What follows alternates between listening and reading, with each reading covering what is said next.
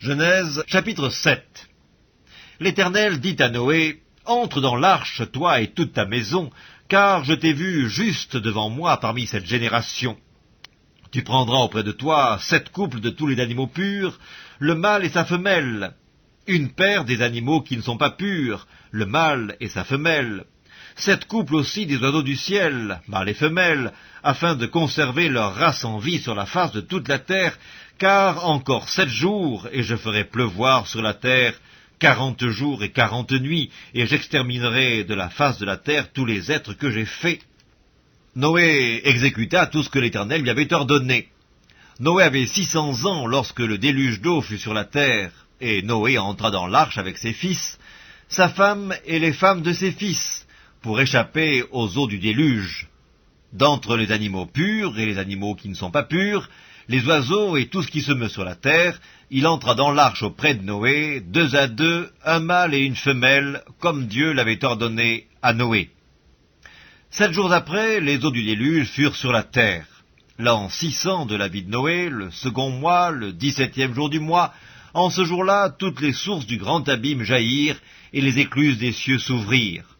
La pluie tomba sur la terre 40 jours et 40 nuits.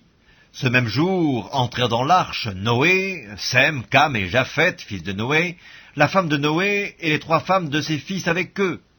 Eux et tous les animaux, selon leur espèce, tout le bétail, selon son espèce, tous les reptiles qui rampent sur la terre, selon leur espèce, tous les oiseaux, selon leur espèce, tous les petits oiseaux, tout ce qui a des ailes, ils entrèrent dans l'arche auprès de Noé, 2 à 2, de toute chair ayant souffle de vie. Il en entra, mâle et femelle, de toute chair, comme Dieu l'avait ordonné à Noé. Puis l'Éternel ferma la porte sur lui. Le déluge fut 40 jours sur la terre. Les eaux crurent et soulevèrent l'arche, et elle s'éleva au-dessus de la terre. Les eaux grossirent et s'accrurent beaucoup sur la terre, et l'arche flotta sur la surface des eaux. Les eaux grossirent de plus en plus, et toutes les hautes montagnes qui sont sous le ciel entier furent couvertes. Les eaux s'élevèrent de 15 coudées au-dessus des montagnes qui furent couvertes. Tout ce qui se mouvait sur la terre périt, tant les oiseaux que le bétail et les animaux, tout ce qui rampait sur la terre et tous les hommes, tout ce qui avait respiration, souffle de vie dans ses narines, et qui était sur la terre sèche, mourut. Tous les êtres qui étaient sur la face de la terre furent exterminés, depuis l'homme jusqu'au bétail, aux reptiles et aux oiseaux du ciel, ils furent exterminés de la terre. Il ne resta que Noé et ce qui était avec lui dans l'arche. Les eaux furent grosses sur la terre pendant 150 jours.